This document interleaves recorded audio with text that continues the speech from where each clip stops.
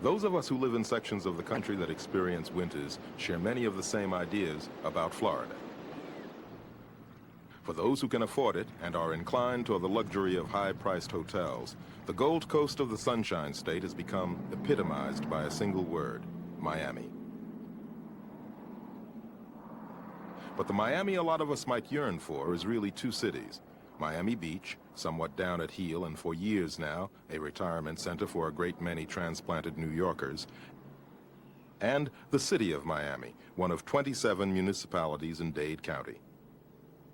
It is this other Miami that we are primarily interested in for this report, because it is here in Dade County that one of the largest and most sudden in-migrations in modern history has taken place. Nearly 500,000 Cubans have come to settle in Miami-Dade County, and these Cubans seem to be in Dade County to stay. Alfredo Duran was born in Cuba, came to the States during the first years of the Castro takeover, and later fought with other exiles in the ill-fated Bay of Pigs. He was captured, imprisoned, and then released under an amnesty negotiated by the United States. He returned to Miami and today has a thriving law practice. We came here originally not as immigrants, but we came here originally as people who were leaving a nation because of political problems or political ideology. We sort of started out sticking together, and we created a little ghetto in Dade County, which we call Little Havana. And we gathered around that Little Havana, and we started dealing with each other because we had a common purpose. And that common purpose, because also of the language different, turned out to be what might be called an economic miracle, in the sense that we have established our own economy. We have established an economy which is mostly self-sustaining, and just at this point, after 15 years, that economy itself is starting to expand and push out. But it doesn't necessarily mean that we have mastered the financial establishment of this county, or that we necessarily have dealt with the financial establishment of this county. We originally dealt with ourselves. Aside from their ownership of many small businesses, Cuban exiles have begun to compete for job slots formerly considered the exclusive province of white Miamians.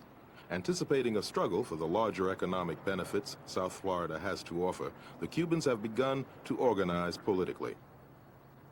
Javier Bray was born in Michigan of Latin American parents, served a few stints in AID programs in South America, and recently moved to Miami, where he organized the Spanish-American League Against Discrimination. Bray is determined to speak out for Hispanic rights in South Florida. If there is a Cuban problem in this town, or if there is a black problem in this town, it hasn't been created either by the Cubans or by the blacks. That it has been created by the dominant Anglo-European that seem to believe that anybody who is racially or culturally different does not really belong to the first-class America. They have to take second-class citizenship. And I think that I, for one, am trying to articulate this very strong feeling that is beginning to be formulated by more and more of the younger Cubans. We are here to stay, and we intend to make a contribution in this country. We intend to make our presence felt, not necessarily as an assimilated lower class, but as an equal. And now if we take indicators such as, well, what business enterprises are the Cubans running here in Miami? You're going to find that with very few exceptions, they're very small businesses. Their volume of business is very small, comparatively speaking. Their payroll doesn't exceed 10, 20 people. And that, I don't think, that can be comparatively shown as a measure of great success. The Cuban affluence that Javier Bray tends to minimize as myth is grounded in some hard realities. According to the Dade County Community Improvement Program, statistics show that the Cuban presence has created at least 10,000 new jobs that did not exist in the beginning of the 1960s. median income of Cuban families rose from better than $5,000 to over $8,000 annually in 1970. The speed of this economic success represents, in less than a generation, a phenomenon virtually unprecedented in the history of large migrations to the United States. But the success of the Cuban entrepreneur has clearly not been shared by all refugees. Some Cuban workmen in Little Havana gave us their views. Bueno, el desempleo aquí en la Florida creo que llegó al máximo ahora. Habían 41,000 desempleados. Tengo entendido 41,000 o 49,000 creo. Es el mayor número que se ha registrado aquí en todos los años. Yo llevo 6 años aquí, yo en este país, y nunca me había visto en esta situación. Yo nunca estuve parado más de una semana. Es decir, se me acababa trabajo en un lado, cogía trabajo en otro. Pero ahora es radical. Sales a preguntarle a uno, ¿quiere hacer un part-time? Te dicen, no, no hay. ¿Quieres trabajar en un Burger King? Te dicen, no, no hay. Porque no podemos, porque la situación está en esta situación, está rota, ¿tú me entiendes? Hay un desajuste completo. Es un total desempleo en el estado, precisamente en el estado de Florida, que es donde más se está produciendo. Los negros americanos, ¿tú crees que ellos están... Bueno, ellos verdaderamente yo creo que no están en la misma situación. ¿Quién ellos? Es decir, la persona de color en este país, yo no me parece que creo que están igual que nosotros. Están sufriendo el mismo problema, porque inclusive yo tenía conmigo trabajando dos, que estábamos trabajando en una compañía de poner cable para la compañía de teléfono, y son padres de familia igual que yo, y también quedaron de layoff en la calle, están fuera. Many black Miamians view the sudden in-migration of Cubans with bitter irony. Black Miamians watched as Cuban exiles were given assistance, aid, and money that native-born black Americans never received. Some blacks began to feel that the Cuban migration and the federal government's attention to Cuban needs blunted demands that blacks were making during the 1960s civil rights struggle. Jesse McCrary is an attorney in Miami. At 34, McCrary has had a fast-moving career. He's been an assistant state's attorney general and for a time sat as one of Florida's federal court judges. McCrary likes to remember that he is one of few blacks that is able to maintain offices on Miami's Biscayne Boulevard. We asked McCrary what he thought the Cuban immigration means to blacks in Miami. Well, one, Tony, it means that economically, when you look at what the Cubans have done in terms of their economics versus what blacks have done, it means that we are once again at the bottom of the barrel. There are no predominantly black financial institutions in this county. Some people would say that, even though there is a bank here with a number of blacks on the board of directors, but when you look at the control of the bank, where the major portion of the stock is held, it's held by white Miamians. Contrasting that, you have Cubans who have a bank that reportedly is one of the fastest growing banks in the country. Now, that poses a problem because I believe that the whole strength of any community happens to be what kind of financial institutions do you have? Is there an institution that can make a loan to a man who wants to go in business? Is there an institution that is sympathetic to a man who wants to build a house? Is there an institution where he can borrow money to send his children to school? Now, if you don't have those kinds of institutions, then certainly when other people have them, that is white Miami, Cuban Miami, and then black Miami does not have it, it certainly puts them in a pretty poor position, I think. You know, we're no further along than we were years before. All we've done in many instances, not voluntarily, not because Miami wants to do it, it's been done in many instances because of litigation, because there are programs in this community receiving federal money. They don't want to lose that federal money, so what they do is sprinkle around in this big fat bowl of buttermilk a few little black spots. The question is, are those black spots spots of power? Secondly, is there a kind of block, and that's a bad word in some quarters, is there a kind of cohesiveness, let me say, or have we galvanized to the point that blacks are concerned now about moving themselves economically? Maybe we don't have a rallying point. Maybe that may be it. If life is hard for unskilled Cubans in Miami, it's been even harder for blacks who have no skills. The plight of poor blacks in Florida has not changed appreciably in 15 years.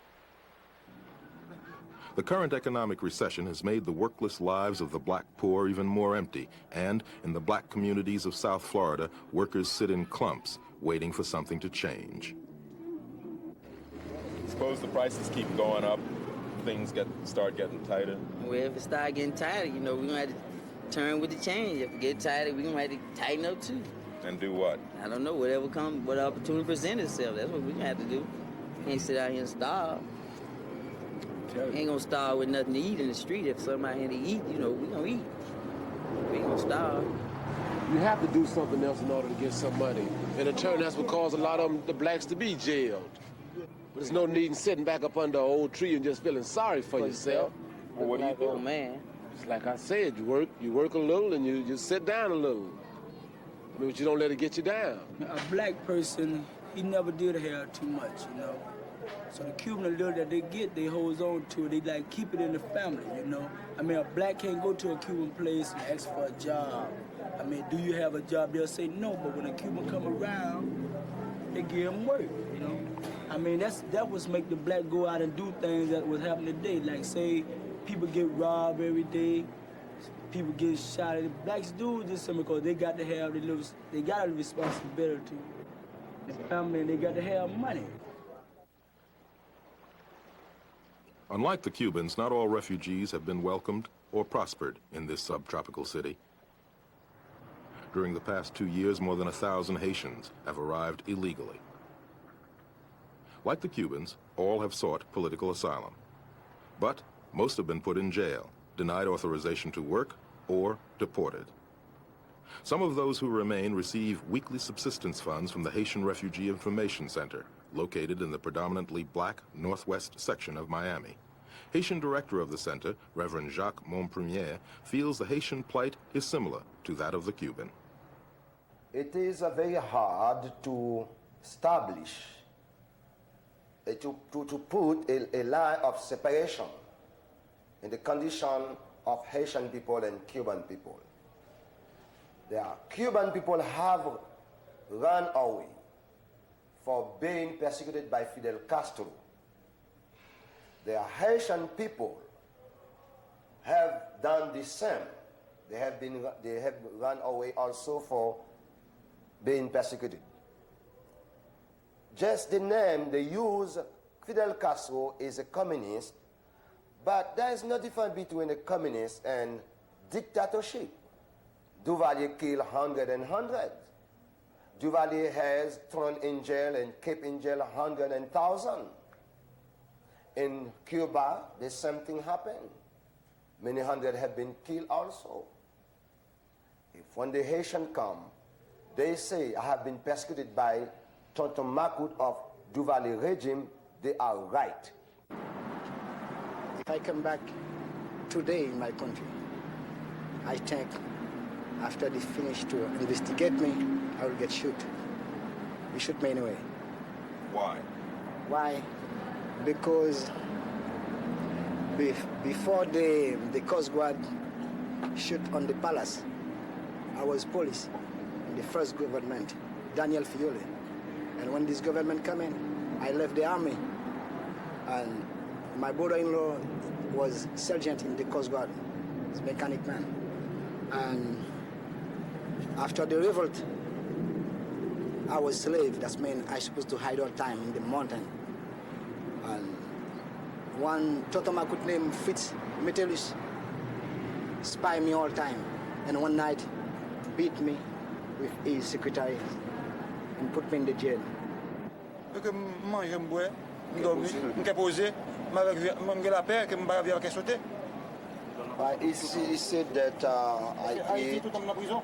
said that I passed all my life in jail in Haiti, but here I eat and I have peace. So, without work here, are you working here? Est-ce que tu travailles qu'on y est? Non, pas de travail. No. So without work here, you think it's better than living in Haiti? Et si il dit, est-ce que malgré pas de travail ici, vous savez plus bien ici de passer? À 90%. He said 100% I'm better here. Les frères, sœurs, etc. en prison. My brother and my sister was in jail. They have been killed in jail. Do you La prison, bah, on y a tué. He said, when I get released from jail, I never found my family, my relatives. why were you put in jail? Pourquoi ils ont mis en prison? Parce que m't'a marché avec un... Because I was an opponent party.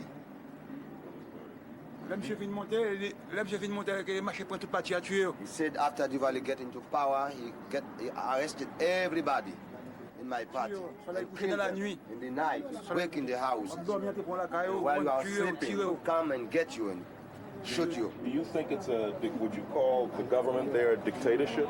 Qui ont le gouvernement? Est-ce qu'on est les dictateurs ou comment? Dictateur assassin. He Ouais, said pas gagné, blood non, dictateur tester. assassin. I call it blood tester.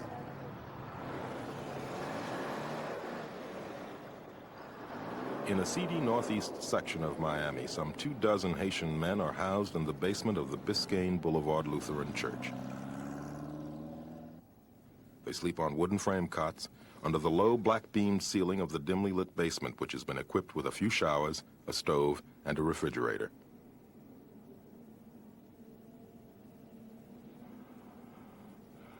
With food provided at cost by local merchants, they are fed 2 meals a day, 6 days a week. Volunteers hold English classes at the church in the hope of better equipping the Haitians to avoid exploitation so that they may deal with the American culture. But not allowed to work, the men mostly wait. Wait until authorities decide to jail them, deport them, or give them political asylum. Neil Sonnet of the Miami law firm Sonnet and Bierman has been contesting the Haitian deportation rulings in the courts since 1972. When the first boatload of Haitian refugees arrived here in South Florida in December of 1972, they were immediately paroled into the custody of a group of Baptist ministers. A refugee center was set up by private persons and religious groups. The Haitians that were here were not required to post bonds of any kind. They were allowed to seek employment so they could make a living and provide for their own needs. All of a sudden that changed. I think it changed when the government decided that they'd better start getting rough on the ones that were here so as to discourage more Haitians from coming over. And the result was that now Haitians are denied the right to work, even though there are jobs, despite the unemployment rate, that are going begging, that are unfilled, and we have statistics to show that. Haitians are jailed immediately upon their arrival here and are required to post $500 bonds, and that's lowered from what it used to be, which was $1,000, in order for them to get out of jail. Well, of course, a Haitian that comes over here with no money and is required to make a $500, $1,000 bond is put in a position that's tantamount to no bond at all. The United States Immigration and Naturalization Service contends that the stories of persecution told by the Haitians are false. Immigration authorities insist that the Haitians come for economic reasons, better jobs and living conditions, and that those Haitians who say they will be killed if they returned can't prove it. We spoke with Louis T. Goodell, Acting District Director of Immigration. Now, with that in mind, we took their statements. We evaluated their statements carefully. We went to the Office of Refugee and Migration Affairs in Washington, D.C., and they evaluated the statements carefully. We, through the Refugee Office of Migration Affairs in Washington, also made extensive checks from time to time with the embassy in Haiti. We found no evidence that these people actually were subject to persecution. They were denied political asylum because we found nothing to believe that they would be subject to persecution upon return. Now, I might add that not every case was turned down. In 1959 or 1960, I am not sure of the date, 116, I believe it was, Coast Guardmen from Haiti in a Coast Guard boat lobbed a shell at Port-au-Prince. You may have read about that. They came here to Miami, were towed by our Coast Guard and brought in. Every one of those 116 were given political asylum because if they returned, it was felt that they would be subject to persecution. Well, the government, I think, would like us to have the burden of showing that every individual Haitian made an assault on Duvalier's palace. I don't really think that's the test. It certainly wasn't the test when we allowed in the Hungarian refugees. It wasn't the test when we allowed in 600,000 or more Cuban refugees.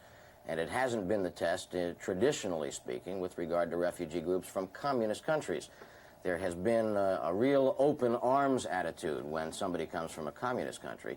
And yet that there has been, it seems to me, a failure of the government to realize that tyranny can occur on the right as well as on the left. I think that we can show in almost every case that these Haitians were actively opposed to the Duvalier government, but I'm not sure that we ought to have that burden of proof. Right. The immigration's definition of political refugee is a person subject to persecution because of race, religion, or political opinion. Now that's the official definition on the immigration law. A person subject to persecution because of race, religion, or political opinion. And the word opinion I emphasize. Our government has said that Cuba was a communist-dominated country, is a communist-dominated country, and people coming from there are subject to persecution. The same as Hungary, the same as Czechoslovakia, the same as Russia. It is true, without any question, that the Haitians have not enjoyed the same privileges that the Cubans did when they arrived. The Haitian refugees are mostly poor, illiterate, and semi-skilled or unskilled. 30% of them are women. They come in groups of 40 to 60 on 20-foot boats packed in like sardines. It is a treacherous 800-mile voyage to the Miami shore, and some of the Haitians who have attempted to make it to this country are known to have been lost at sea. The Reverend Jack Cassidy of the Christian Community Service Agency talks about his organization's efforts to aid the Haitians. As they're released from custody, they're taken to the Haitian Refugee Information Center, given temporary shelter and care either through a local church or a home, depending on the numbers. Every week, the Haitian Center makes up a list of persons who need immediate assistance for food, shelter, clothing, or medical needs. And that list is brought to us. We review the list with the director of the center, and insofar as the money that we have available will cover it, we issue the money for that. The Haitian staff themselves distribute the resources. Congress is usually reluctant to deal with the revision of immigration laws. It's not an issue that is very popular for people, particularly in times of high unemployment. However, in the Haitian case, we can show a serious or gross injustice done to them, both in terms of due process and in terms of the administrative decisions that have been made by Immigration Naturalization Services. So that we believe that it is possible for Congress, or at least a congressional committee, to alter the administrative process or to have influence on the administrative process. Members of the small Haitian community in Miami are incensed about the treatment of their countrymen. V. Juste has been here 12 years, and 6 months ago he opened Les Cousins Record and Bookshop. He feels the Haitian should be given the same chance as the Cuban. Why they should pinpoint the Haitian? If they could take the thing that among the Haitian, there are a class of Haitian who deserve some consideration. I'm talking especially about the refugees. There are people who can get back to Haiti. And I'm not trying to put any input or blame somebody and don't blame this one. It's not my intention. Mertha Bria Ford has been here 6 years and is owner of the New Breed restaurant. What about the other Haitians who are here? Do you think that they're going to get help from the government? That I know. I don't see it. Do you think that's fair, what happens to them? No, I don't believe so. The others, they can find a law to keep one, they can find a law to keep the other one too. You mean when they get deported? Yes, they can find a law. If the Cuban come here, they got reason, political reason, yes, to come over here. But the other one is escaping for their own, for a different reason, which is not the same. But they should find an answer if they ask. They come. What do you mean, the Haitians? The Haitian. That come here? Yes, they come, they beg for pardon, they beg for mercy. They should have a law to help them out. They should not be pushing them out like that. Why do you think they do that? Well, I don't know. We black. That's the only thing I can say.